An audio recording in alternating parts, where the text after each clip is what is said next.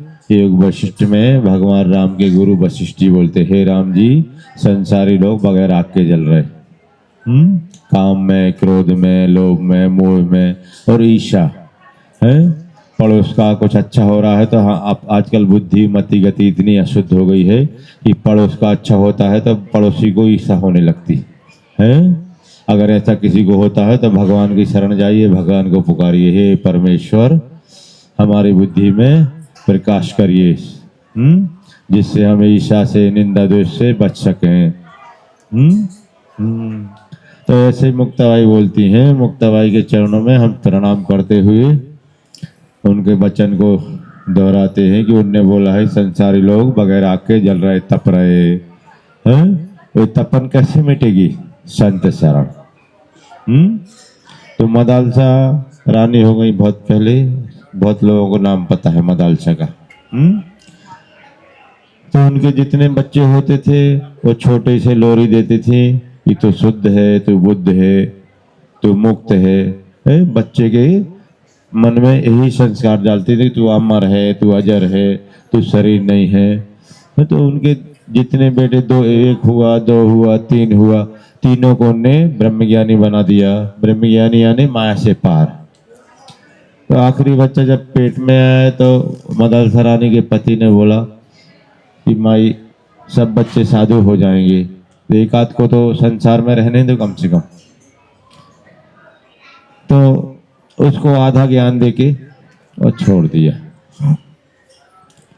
जब हम मदालसा रानी जाने को हुई तो मदालसा रानी ने अपने बच्चे को बोला, बोले बेटा ये चिट्ठी है, इसको गले में पहन ले। कभी जब बहुत तकलीफ हो, दुख कष्ट हो कि अब कहीं कुछ उपाय नहीं सूझ रहा है, तो ये चिट्ठी खोल के पढ़ लेने का। तो ये तीनों भाई थे ब्रह्मज्ञानी। अब ब्रह्मज्ञानी का मतलब क्या है? जैसे पिंजरे में फंसा हुआ पक्षी अगर आकाश में छोड़ दो तो कहीं भी विचरता है, ऐसे ही ये माया में फंसे हुए आबद्ध जीव, ये माया का पिंजरा है। पत्नी, बच्चे, मकान, दुकान, बस इसी में जीवन खर्च कर देते, सुबह से लेकर शाम तक घिस गए हैं, लेकिन पिंजरे से निकल नहीं पाते। कोई कोई जो संत शरण जाते हैं वो इस माया से पार हो जाते हैं। वो तीनों भाई विचरण करते रहते थे, तो उनके मन में अपने छोटे भाई के लिए दया उपजी कि हम तीन तो माता की कृपा से मुक्त हो गए, लेकिन छोटा भाई बचा है, ये कैसे निकले? तो काशी नरेश के पास गए और काशी नरेश से बोला कि हमारा भाई माया में फंसा है, राज्य काज में ज्यादा फंस गया है, उसी में लिप्त है, अध्यात्म की तरफ उसकी नजर नहीं है। तो आप ऐसा करिए, उसकी राज्य में चढ़ाई करिए। तब ये महापुरुष थे काशी नरेश। अब काशी तो धार्मिक नगरी है, शुद्धि बुद्धि शुद्ध के राजा थे वो काशी नरेश। उनकी बुद्धि पवित्र थी, महापुरुषों का आदर करता था। तीनों भाइयों की बात मानी तो इनके राज में चढ़ाई की।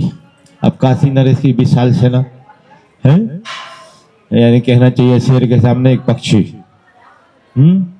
तो काशी नरेश ने चारों तरफ से इनका राज्य घेर लिया। आखिर में बहुत कुछ हुआ, इनको हार मानने की तरफ आई तो इनके घबरा गए, अब क्या करें? तो इनको माँ का वचन याद आया कि जब सब तरफ से तकलीफ, दुख, कष्ट हो, कोई उपाय ना सूझता हो तो चिट्ठी खोल लेने का।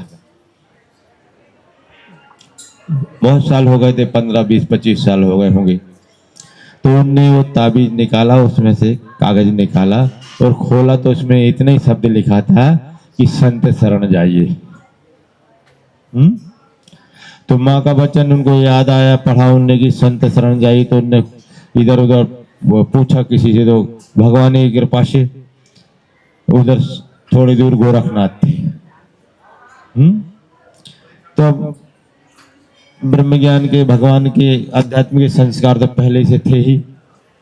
तो गोरखनाथ की शरण गए तो इनकी हृदय की तपन मिटी और वो भी ज्ञात गए हो गए। तो मुक्ताबाई ने बड़ी सुंदर बात बोली है कि जब तपन हो जाती संसार में तो कहीं कोई इसकी दवा नहीं, इसकी दवा एक ही है, संत शरण।